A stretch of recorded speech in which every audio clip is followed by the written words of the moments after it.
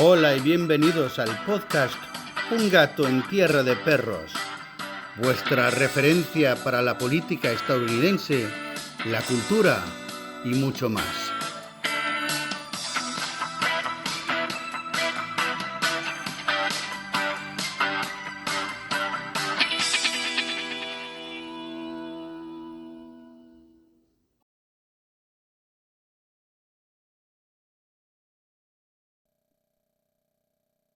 Hello, I'm Joe Magaha. Thank you, friends, for being with me for another episode of Un Gato en Tierra de Perros. Today I have with me Miss Francesca Graham. Welcome, Cheska. Thank you very much. Thank you for having me. I appreciate it. I wish I could roll my R's as well as you rolling your R's. That's pretty awesome. Thank you. Well, I was born in Spain to American parents, so I had the advantage. I have cousins who are Hispanic American that don't speak Spanish, and so that can be awkward sometimes because I do speak it. But Oh, it's wonderful. oh, thank you.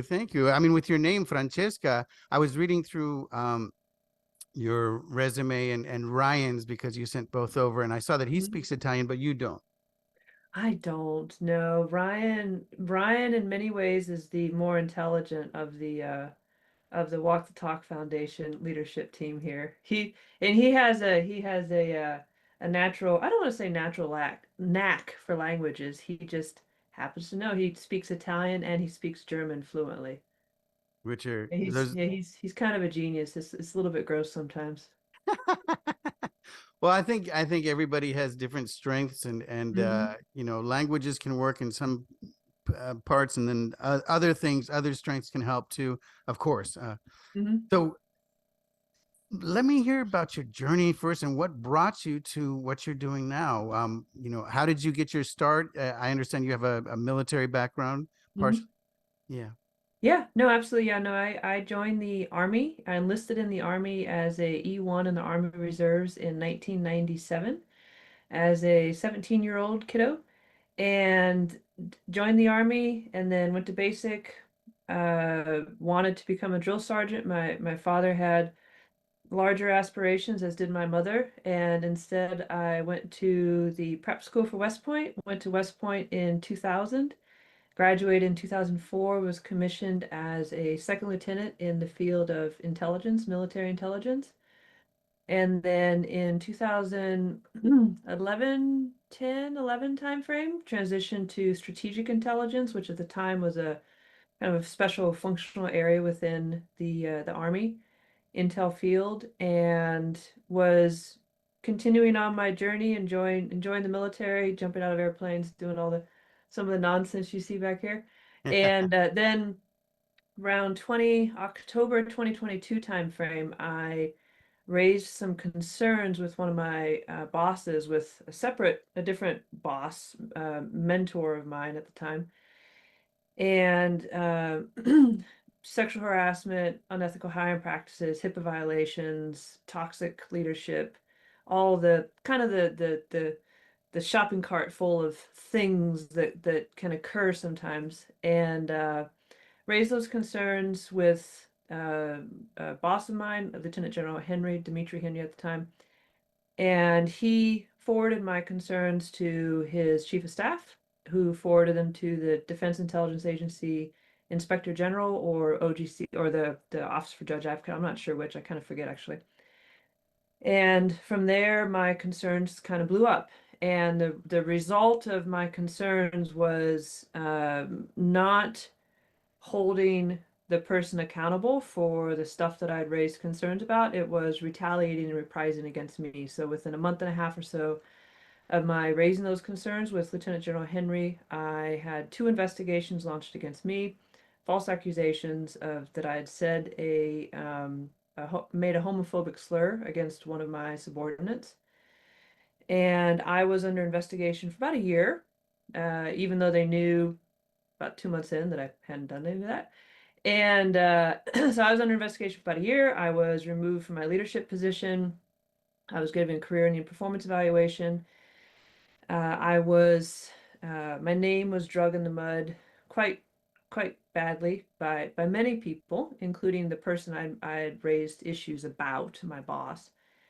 And yeah, so I met Ryan because he had been told about me, kind of some of the issues that I was having. He had started the Walk the Talk Foundation in January of 2022 to help people navigate the whistleblower reprisal, which is what I was dealing with, even though I didn't know that's what I was dealing with at the time. And he reached out to me, spoke to him the first time in June of 2023, and he really helped me to not only see and understand what was happening to me, but he helped me to go on the offense, to figure out how to fight back against some of these injustices that I was enduring. And just as many whistleblowers find themselves as a result of everything that had happened, my career being attacked personally, I realized very quickly that there really was no future for me left in the Army. So I retired.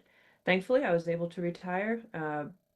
Going on the offense with Ryan's help helped me to be able to retire at the grade that I had earned of Lieutenant Colonel, and also helped to unsubstantiate the allegations against me because they're false. So I was able to gather statements saying they were false. And yeah, so I retired in May of 2024. And in June of 2024, I came on board to Walk the Talk Foundation as the chief operating officer. And at the time, we were two people, Ryan and I. And since then, since my coming on board, and since Ryan and I and our treasurer, other member of our board of directors, Keegan Gregg, since we reconceptualized the foundation itself, we transitioned it from an LLC to a 501(c)(3), which we IRS approved in February of this year, 2025. And now we have a bunch of advisors, we have a bunch of people, clients we're helping. We have, as of today, 45 different clients we're helping, primarily active duty or uniformed service members, we'll say, and some federal civilians, all going through similar types of situations to what I dealt with and then Ryan dealt with as well, which is why separately for his Air Force career, which is why the foundation was started in the first place. That's fascinating. And yeah, it's not the first time I've heard a similar story. I had Pedro Israel Horta on a while back, who was an ex-CIA Hmm. agent. Do you know Yep. him? Oh yeah. Yeah, Yep. yeah. It's a And small his, world, kind of. We all kind of yeah, meet each other. basically, I mean, going back to even the 80s, they were always telling us, or I mean, the authorities were always telling us, oh, if you see anything, speak up. Hmm. There's no retaliation against whistleblowers, but I think anybody with uh, most people knew there would be retaliation, um, and it's I know that the military has their own justice system outside of the United States courts, which also makes it tricky and difficult. That is. Yep. Um, I recently had on some vets that one's a stand-up comic who's actually dying of stage 4 cancer, and he thinks it might be related to his service as well. He's a stand-up comic, so it was all very humorous, and we were telling Hmm. jokes and everything. But I asked them also because I have a friend whose son just went into the Air Force, if he would recommend his or young people going into the military these days. And he said, it depends on what you want to do. If you're a male, um, it would be I would recommend it if you wanted to be in a leadership position in another sort of job later on. But he said Hmm. for women, I wouldn't recommend it because he said, they say that like 5 out of 10 women in the public has been sexually assaulted, and the numbers are much higher in the military. Um, and that's not including sexual harassment and that kind of thing. So w- would you feel the same? Would you recommend that a young woman join the military at this point, or it does it just depend? It's a very conflicted question. I should say, simple question, conflicted response. Ryan and I actually wrote a paper answering that question specifically because a father had reached out to me on LinkedIn asking that question because one of his daughters is considering joining the military. So I'll as best as possible respond capturing both of Ryan and my our thoughts on the subject. Ryan first. He has a daughter. And he has told her unequivocally that he does not think she should join the military.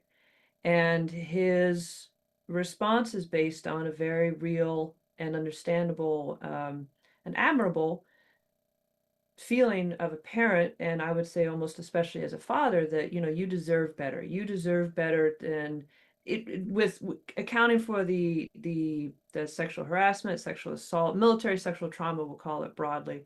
So accounting for those things, even even more than that is this overarching system of injustice that we see in the military, where there really is no recourse if something bad happens, and the chain of command and the judge advocate and whoever else, the system that exists, if they decide that you're not to be believed.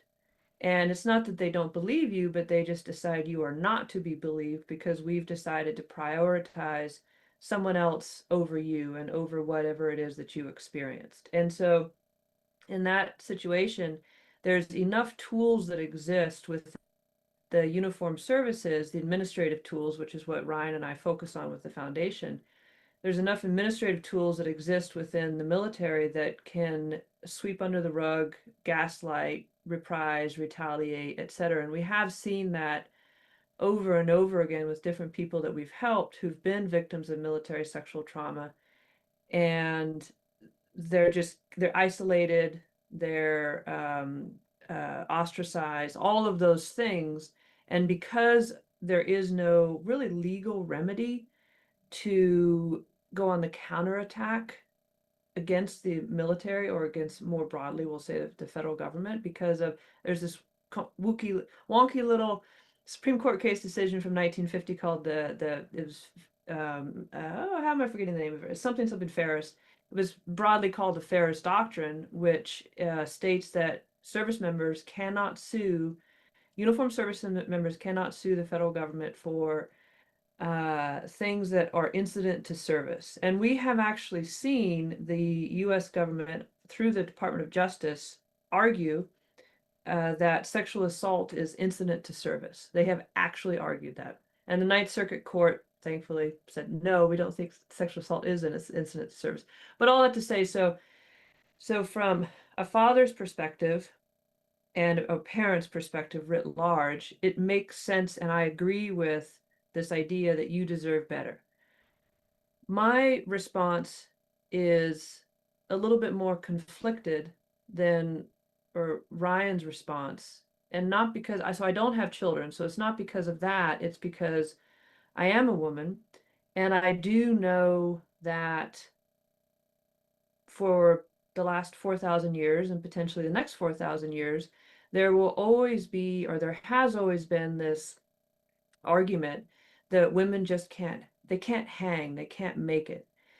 And so the more women that you have who do not go into these fields and do not fight to continue to be in the military, be in the medical profession, or be in whatever, name it, male dominated profession, the more we as women are validating this argument that, well, we just can't make it, we can't hack it, we can't hang.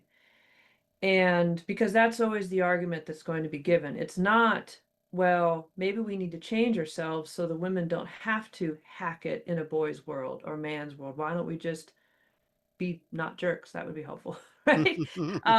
So on the one hand, it's abhorrent that women or anybody is abused in the military or in any field or in college and universities, because that happens, it's quite rampant there.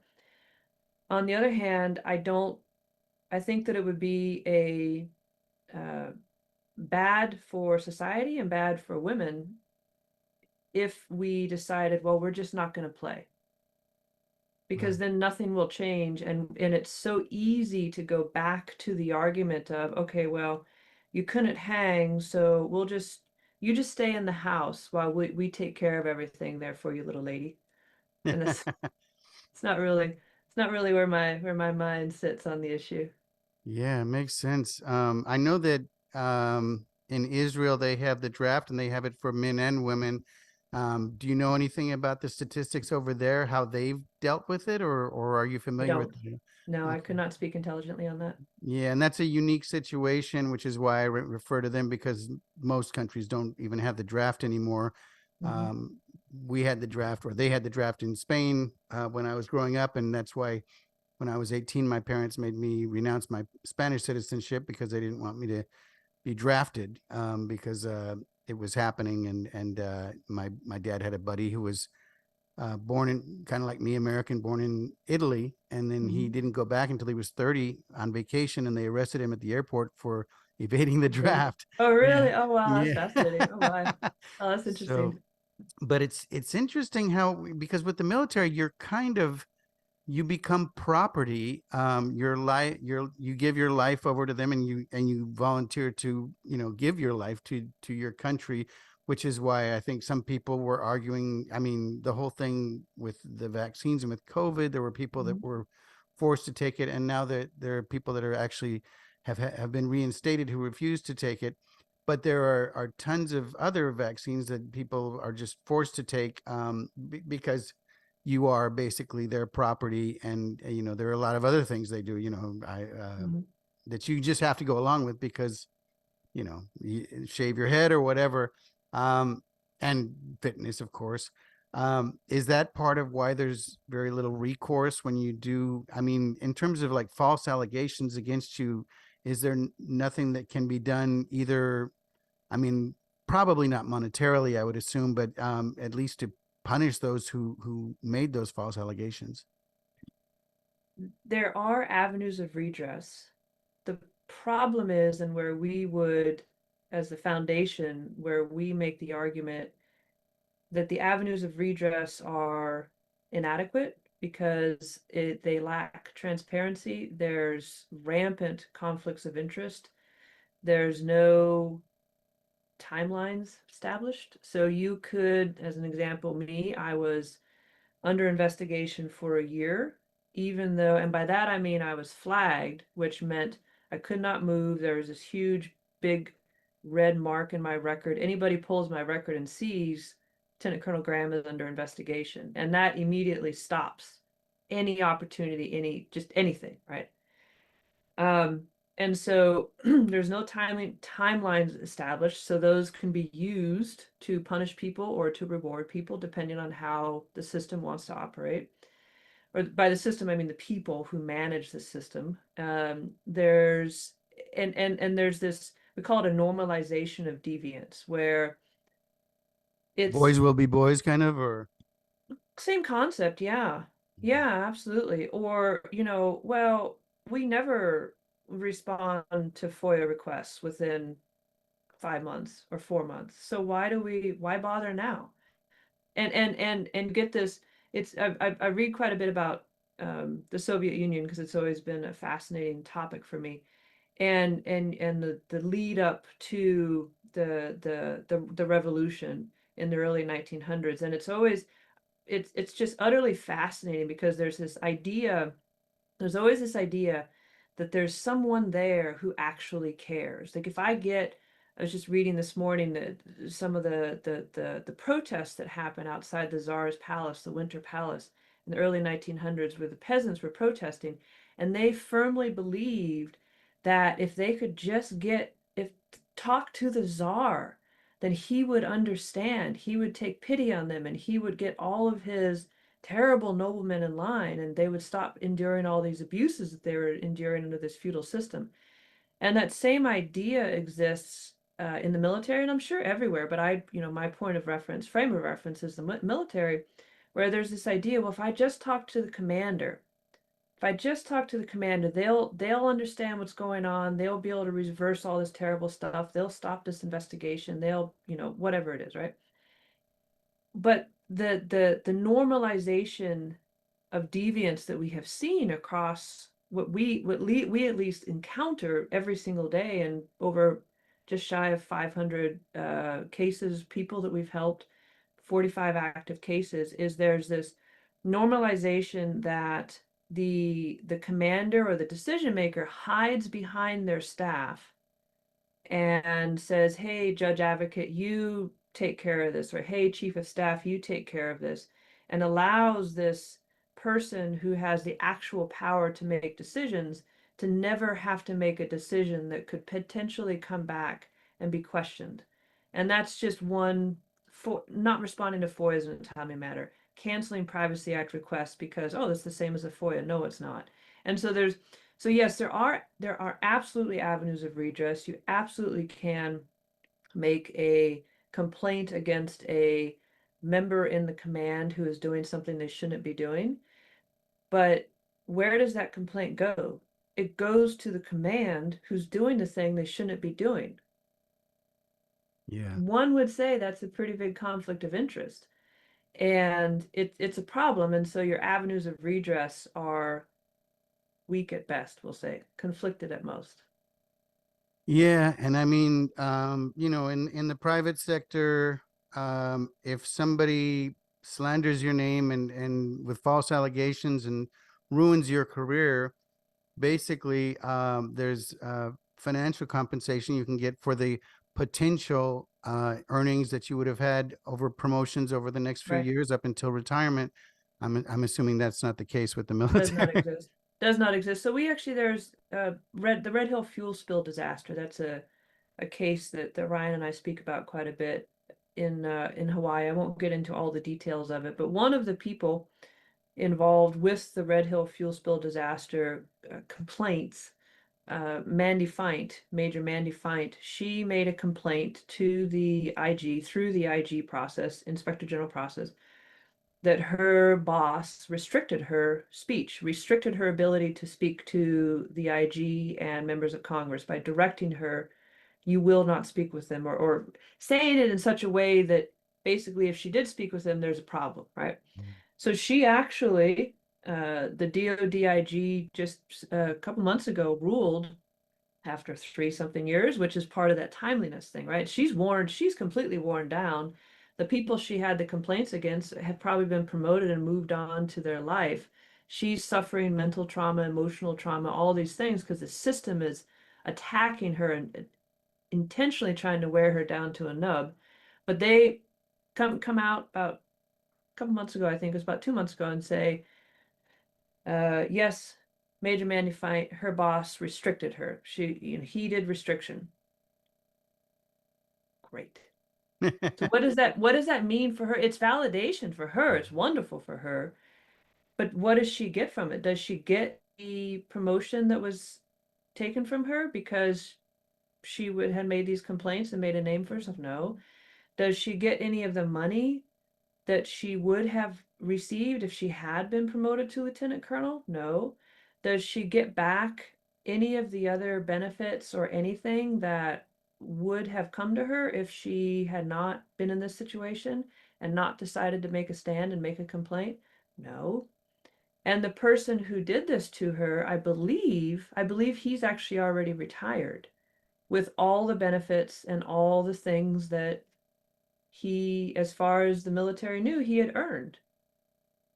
So yeah, there's no real recourse because of the Ferris Doctrine. There's no real legal recovery method. Yeah, I guess they consider it a Pandora's box that if you open it up, then you'll be flooded with complaints across the board. But the fact is, there's a reason you'll be flooded with those complaints because many or most of them are valid. I'm assuming, I actually had a conversation with a congressional staffer this past fall of 2024, I guess. Yeah, fall of 2024. And I was talking about the Ferris Doctrine, this is bad. And this particular congressional staffer's boss had actually took part in an amicus brief or led an amicus brief that went to the Supreme Court during the most recent time, last November, December timeframe, when the Supreme Court had a discussion about whether or not to take on a case that dealt with the Ferris Doctrine, Air Force Staff Sergeant Ryan Carter. And the Supreme Court declined to hear the case, which is unfortunate. Uh, Supreme Court Justice Thomas, he wrote a phenomenal dissent to the declination, the majority body's declination to hear the case. But anyway, so we were talking about this thing, and this particular senator had included an amicus brief with Staff Sergeant Ryan Carter's case. I think it was his. And I was asking the staffer, well, why is it? Why is it the more, what is the actual roadblock? And it's exactly what you just now said. There's a senator who sits on a very high committee that deals with the law, we'll say, and who every chance that he has had to reverse or support the reversal of the Ferris Doctrine, he has said no, and his reason for saying no is, well, we'll just have another Camp Lejeune. Think about that for a second. We'll have another Camp Lejeune, meaning all these personal injury lawyers will come out of the woodwork and start suing the government and all. And but your rational mind is saying, well, yes, that's true, but as you just now said, why was Camp Lejeune, why were we poisoning our people? Mhm. If we had not been poisoning our people, then we wouldn't have all these personal injury order lawyers coming out of the woodwork. But the only thing that this particular, and there's a group of people are looking at is, well, we can't because then we'll get bled dry by all these personal. Well, don't do bad in the first place, and you won't have to worry about that. Yeah, and I mean, besides abuse, which is kind of, I mean, I base most of what I know on Hollywood and watching movies and that kind of thing. But it looks like basic training is pretty brutal, and they break you down to lift you up again. But also being out in the field, you have physical risk besides just being shot. But like Bo Biden died of a brain tumor, which they said was Mm-hmm. probably from the tar pit fires or something like that. So you're exposed to noxious chemicals on a regular basis, all kinds of things that can cause death. And I know that some people do die during basic training as well. It's not Mm-hmm. uncommon. Um, it does make it tricky. And I think another thing that people don't really talk about a lot is that there are groups of mercenaries in every war that fight on our behalf, like in Iraq. I believe it was Blackwater or other groups, and they get paid much more than your average soldier. I think they were making, while the average soldier was making almost poverty wages, like 25,000 a year, Mm-hmm. upwards of that. These mercenaries were making like 125 or more, and they don't have the same level of uh, responsibility in terms of responding to their actions. I mean, I guess they can be brought up to in a tribunal at The Hague or something, Mm-hmm. but has that ever even happened?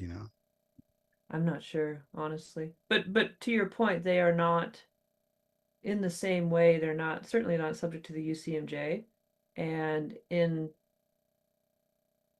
some ways, I would hazard to guess, they're not subject to the law of armed conflict in the same way that the military is. Yeah, yeah. And I mean, we have a bunch of conflicts out there. A lot of people have felt that we're basically on the verge of World War III right now.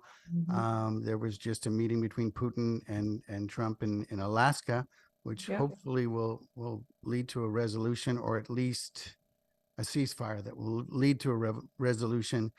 There's a lot of information that doesn't seem to be getting out to the people in terms of what's going on over there, what the roots of this conflict were.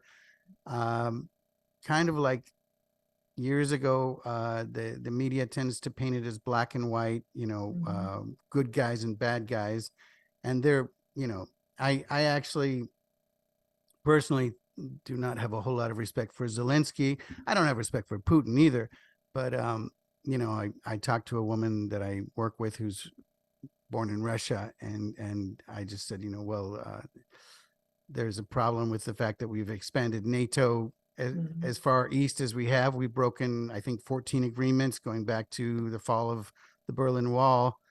And she said, well, Putin's a murderer. And I said, well, yeah, that's true, but that doesn't make Zelensky a nice guy either. He's kind of been known to launder money, and so it's a very complex issue.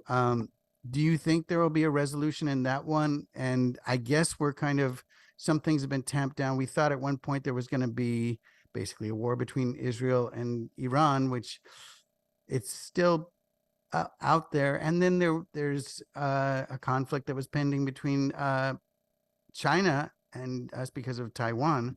Hmm. Um, some of these things seem to have kind of gone away, or at least gone out of the news cycle. How do you see the world in terms of war? And people don't even talk about the conflicts in Africa.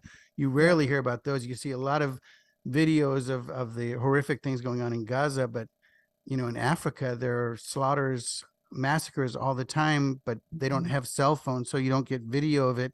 And people, because of that, I think, aren't protesting in the streets like they are for Gaza. How do you see? Are you optimistic that uh, some of these conflicts are going to resolve, or at least to the point where we can have some peace and maybe prosperity in the next few years? Well, I think I'm actually going to answer the question from the framework of the work that we do with the foundation, with Walk the Talk Foundation. And as we were mentioning earlier, there are a wealth of administrative systems that exist within the Department of Defense and the US government to make someone's life very painful, which is what we try to help people with the foundation. And along those lines, one of the things that I have done since retiring, so remember I told you I was a strategic intelligence officer, which meant that I spent the last 20 or so years watching, assessing, making commentary on exactly the type of question you asked. And I made that commentary in the context of having access to various levels of classified information, plus my own assessments. And I read quite a bit, if you can't tell. This is Wonderful. just a portion of my library. This is my upstairs library. Downstairs, it's even worse. It's tragic down there. I think my love of books is only matched by my love of jewelry and art. And but yeah, so all that to say that there there are very simple ways to accuse someone of divulging classified information when they maybe did not divulge classified information. And because of the work that I do with the foundation and the target that I know that I have on my back, I make a conscious decision, even in private for the most part, to not make judgment calls or to not comment on the current world environment because it could be said, someone could make an argument that, well, I'm only making that assessment or that judgment based on a conglomeration of classified and unclassified sources. Therefore, you divulged classified information. And I'm just not going there. I admire that, and I also admire your love of books, art, and jewelry. I think Hmm. those are things that should be really loved, Oh, and absolutely. yeah, yeah, yeah. It's like my father. Well, he just recently moved to a retirement home before, but before that, he had so many books that I was. He had a guy make a whole book stand for him in his den, Hmm. and I was always nervous because in an earthquake, we have a lot of earthquakes in California. It could Hmm. all just come tumbling down, but it was pretty solid. So I Yep. don't know. Yeah, And no, my fires and one of my good friends, he I can't th anchored these bookshelves in for me, which is very much appreciated. It'd be a little bit unfortunate, a little bit too tough if all of a sudden I'm sitting here during a podcast and the shelves come tumbling down on my head. But I did yes. measure. If they tumble down on me, they won't actually hit this tall shelf will not actually hit my head. It might put a hole in the floor and I'll go falling through to the first floor, and that would be unfortunate, but you know. Yeah, yeah, yeah. There's always something. It's funny. I think probably from your experience in the military, you can imagine the worst case scenario in a Hmm. lot of situations, which I can too, but it doesn't freak me out. Years ago, I was in a choir with a college, and we went up to Canada, and we took a tram up, this mountainside where and we were just hanging by these two wires, and it was not. It was around, I think, the time where that plane in Italy had knocked down a tram and everybody had fallen Mhm. to their death. And we were going up the clouds, and of course there's a choir, which is very cheesy, but we were singing some idyllic song. uh, Were you Catholic? I was born Catholic, and my parents Uh-huh. converted to Judaism when I was a Oh, baby. interesting. Yeah, so I was Fascinating. raised Jewish, but my father was supposed to be a Catholic priest at one point, and then Okay. he met my mother, who was also Irish Catholic, but Uh-huh. they learned about Judaism a lot in Spain because the Hmm. Spanish history of the Jews, and then later, Yep. and they converted. So I was bar mitzvahed at 13, and then at 18 I went to Israel for a year. Oh, wow. Um, yeah, so bizarre. I mean, my whole life is bizarre. Born in Spain to American parents, Hmm. because my father had gotten a scholarship or a fellowship to study out there. But yeah, yeah. Oftentimes, when you tell people, it's just too much information for them to absorb. Which I'm Hmm. sure you get as well with all of your experience in the military. It's like, well, wait, you know, Oh, it's fun. I love it. yeah, yeah, because your life is like a movie, I mean, and it's Hmm. funny. But yeah, so I pictured as we were going up this tram, I looked up and I said, wow, if those wires, we're just hanging by one little wire, and if that snaps, we're all dead. And all the girls just started hitting me and saying, "Shut up, Joe," But these things go through your mind, and I probably should have kept quiet about it, but that it kind of made me laugh to see everybody else As freak long out. as you weren't that jerk holding onto the rails and making the tram shake as you were saying that. Oh, I hate that. Yeah. Yeah, people do that on Yeah. There's elevators always too. someone who'll do that nonsense. Yep. Yeah, yeah, yeah. Well, what do you have? Well, I know you probably can't talk about specific cases, but what do you have for the future in your organization? Are you planning on expanding or, um, working abroad as well? Because we have bases everywhere, and that's Hmm. where a lot of the reports, I'm sure, come out of. Oh, they come from all over the world, all over the world. So we are as an organization, we're 100% remote, Mhm. and we have working with us, we have 14 advisors, fellow advisors who are helping with our clients. Clients meaning uniformed service members, current and former. So we're one of the few organizations that not only support the veteran community, but also support the currently serving community, as well as federal civilians dealing with these administrative avenues of redress, corrupted, inadequate avenues of redress, we would say. And so we have 14 advisors. They are all over the country. One of them is even in Hawaii. And it's all remote though. And our clients are all over the country, all over the world, actually. And so that's just kind of the basic laydown of, are we remote? Are we going to go overseas? Well, we are overseas already because we're a completely remote platform. As far as the foundation itself, where are we taking the foundation? So we are 7 months old as a 501(c)(3), and so we're still in that uh, growing stage, as it were. But our vision for the future is really based along, or I should say, our business plan of sorts is really based along three different lines of effort, or avenues of things that we want to do. One of them is to continue to serve the population that needs help now. So that's our client services line of effort. That's the people who are currently undergoing these issues. We actually have one of my favorite cases that I always talk about is a gentleman who is in his 80s, who's a Vietnam veteran, who was having a heck of a time being reimbursed for his travel to different medical facilities for some of the medical issues that he has. And he is supposed to be, according to the Veterans Administration, the laws, policies, he's supposed to be reimbursed for that travel. And he wasn't. And like most bureaucracies, the veterans, his experience with the Veterans Administration was grinding him down. And on the one hand, you have a guy who's 80 years old who's also very ill, and you have this enormous bureaucracy that's saying, well, I think you need to do 7 more reams of paperwork, double stacked. Make sure you staple on the upper left-hand corner at an angle. You know, the nonsense, right? This is the nonsense, the psycho crazy. So there's that aspect of it where we're helping people in the fight.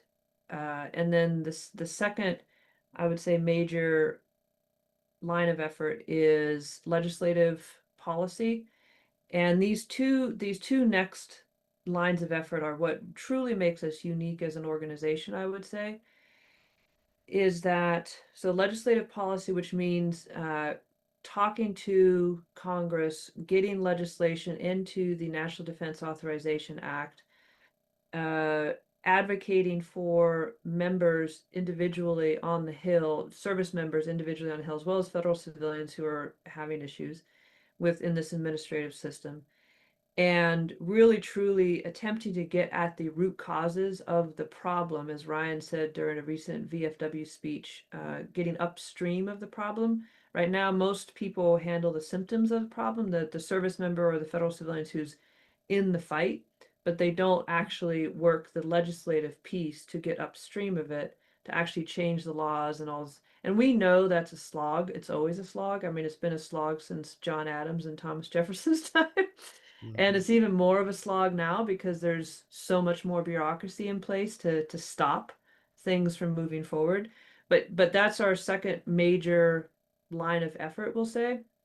And our third line of effort is the civil legal process to really uh, being the someone said a couple or about a year ago, and the name is really kind of stuck in my head, being the ACLU of the military, in the sense that uh, building a legal strategy. We're not lawyers, but building a legal, not a legal strategy, a legal campaign to ultimately successfully get a case or a group of cases to the Supreme Court to have the actual lawyers argue, hopefully successfully, to reverse the Ferris Doctrine, or in the absence of the Supreme Court reversing the Ferris Doctrine, uh, successfully advocating on the Hill to have Congress open up the Federal Tort Claims Act, or FTCA, which is where lawsuits would have to flow through since they're federal employees. So open the Federal Tort Claims Act to allow service members to seek recovery for damages, essentially. So those are really our three things that we as a foundation focus on. It makes us completely unique from any other advocacy group that we have seen. In that, like I said, we're not only helping people currently in the fight, uniform service members, not just the veteran community, or I should say, in addition to the veteran community, but we're also trying to attack these root causes with the legislative piece, and then also opening up the judicial branch to the uniform services. And so to do all of that, as one can probably imagine, you need more than Ryan and I. And we are a nonprofit, so we are as part of our growing, one of the big things that we're working on over the next several months, maybe 5 to 6 months, is really trying to figure out how to build a what does development look like for the foundation? Business development, development meaning um, grants, how to write grants, how to submit grants, how to have the right metrics to do those things, what are the right metrics to do those things, how to build the right messaging and communication for the right donors. What does that actually look like? How do you manage fundraising? How much should you put in versus how much should you expect to receive? It's a whole business world in and of itself. And right now it's Ryan and I, and neither one of us has done this before. But you know what? Neither one of us have done any of this nonsense before, but we're already where we are with 14 advisors, all very qualified, superb people, almost 500 cases we've looked at, 45 open cases, some pretty awesome wins along the way.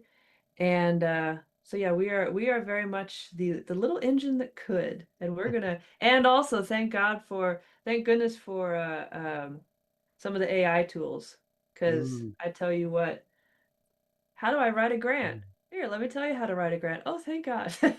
Yeah, yeah. I mean, I know there are a lot of concerns about AI, and they're saying that there's a race now with the militaries across the world too, because the next war is going to be fought with AI as well. Mhm, But I've used AI recently because I'm a screenwriter and I have treatments and pitches for all my screenplays. I've had some mhm, optioned, and but I used to have to write them all by hand and then do mhm. the graphics and all that. You can go into Grok or one of the other AIs, and it'll basically, you can literally upload the script and it'll analyze it and give you a pitch and everything. It blows my mind, and I don't know. I probably just blew it there by saying that, because now anybody reviewing it will be like, this was written by AI. But Well, that's yeah, a good thing. That means you have that many listeners to your podcast. yeah, and it also means yeah, I I'm distracted. I lost my thought. Yeah, but you're right. You're right. Yeah, I know that also there's a large, or I don't know what the statistics are anymore, but I remember reading years ago about the homeless population. A large portion of it was also veterans. Mhm. And there's also a huge amount of veterans that I think they say, one commits suicide every 22 minutes or something like that. Um, so that, the mental health coming back after a war or after a conflict, um, it seems like, I don't know if that's gotten better since the Vietnam War and since the Iraq and war and the Gulf War. But do you know, if those people or their loved ones will have any recourse, for those who tragically didn't make it after they got home and couldn't get through the PTSD and couldn't get through the system to get help? Well, short answer is no, given the Ferris doctrine.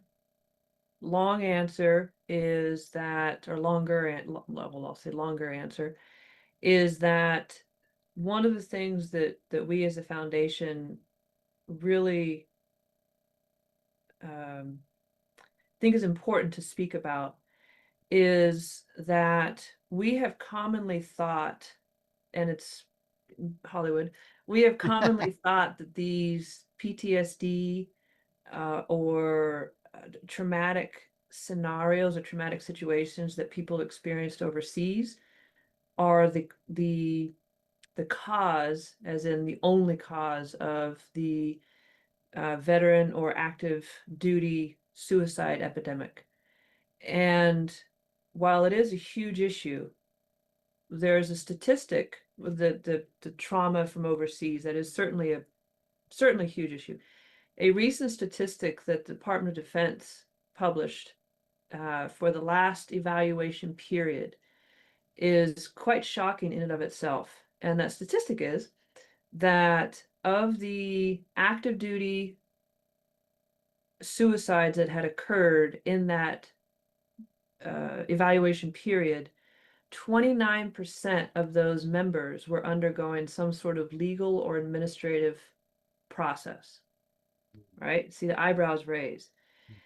And that, I mean, that is a statistically significant number of people who, from the work that we do, from the mental health traumas that we see as a foundation every single day, and that Ryan and I experienced ourselves when we were going through this, just punishment from the system that we were intensely loyal to and we believed was intensely loyal to us.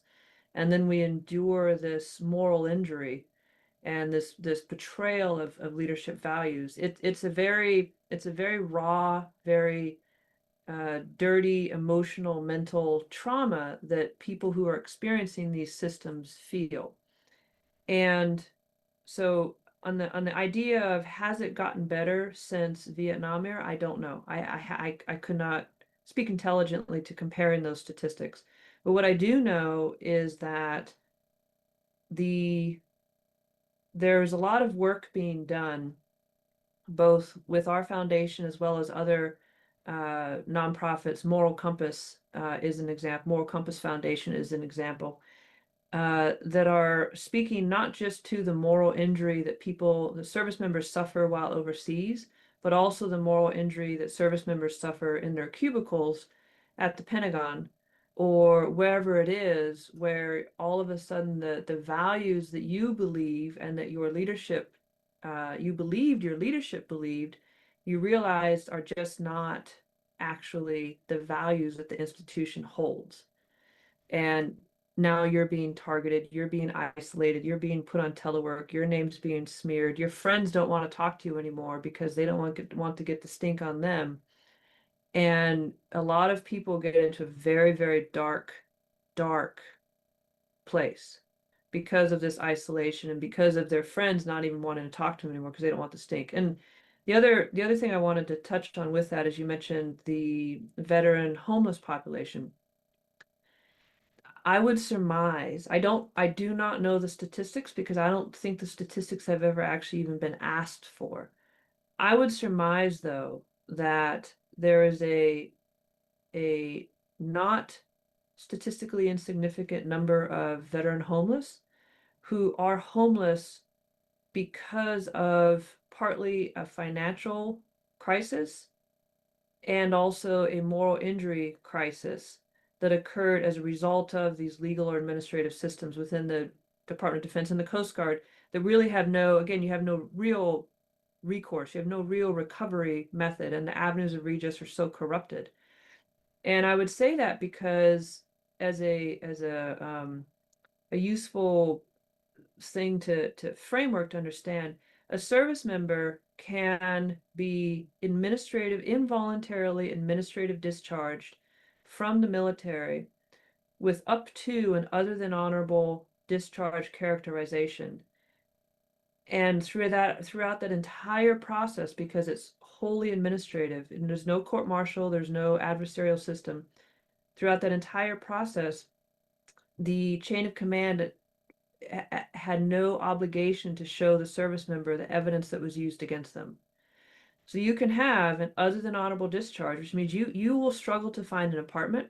Hmm. You will struggle to find any sort of meaningful employment. And by meaningful, I don't even necessarily mean you're meeting your hierarchy of needs and you have this great purpose. And I don't mean that. I mean just the basic to make money. Hmm. You lose a significant, actually you lose almost entirely, I believe, your GI Bill. You lose and you have to petition for even the basic of VA medical care. And it doesn't matter how long you've been in the service. You can have been in the service 18 years, and we can do this through an administrative separation board for enlisted or a board of inquiry for officers.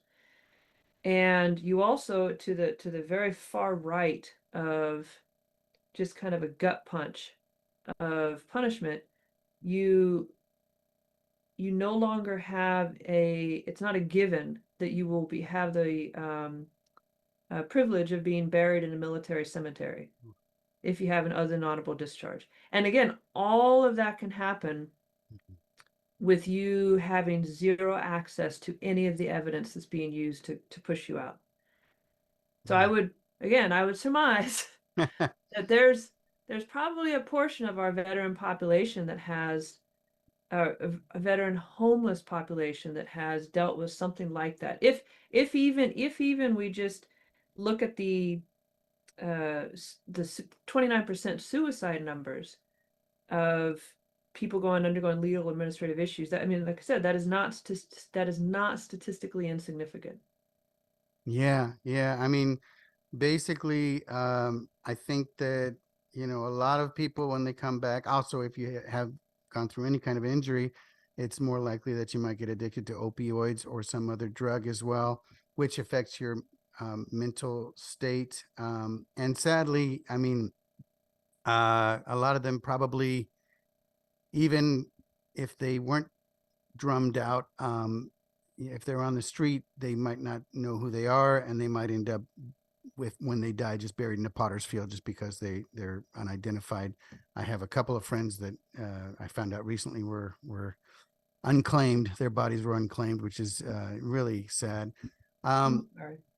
Thank you. Yeah, I mean, they were childhood friends. I haven't seen them in years, but No, I still, mean, yeah. friends are we always it's one of those things about existence. The ties that bind never unbind. Yeah, yeah, for sure, for sure. Well, I want to thank you so much for this. Where can people find and support you on the internet or anywhere?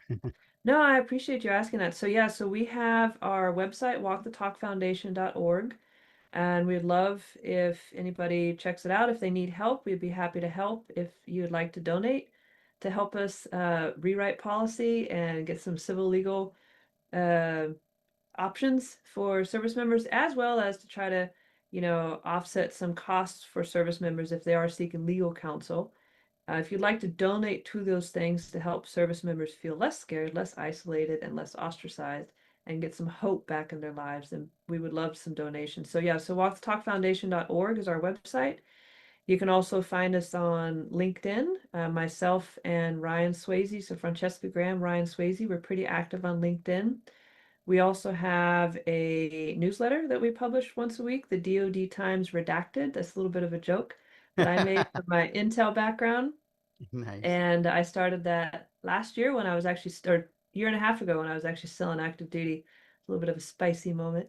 And then we also have our own podcast called the Star Chamber. So the Star Chamber podcast is published on Apple, Spotify, YouTube, etc. So yeah, we'd love to help anybody, and any help that we can receive from anybody else to help our to fight for those who fight for us. It would be wonderful. That's great. And I think it's great what you guys are doing, and the world, and especially our active duty and veterans need it for sure. So you're doing God's work, as they say. Yeah, no, we're very happy. We're proud of. We think that what we do has deep meaning. No doubt, no doubt. Well, thank you so much, and thank you to all our listeners. And until next time.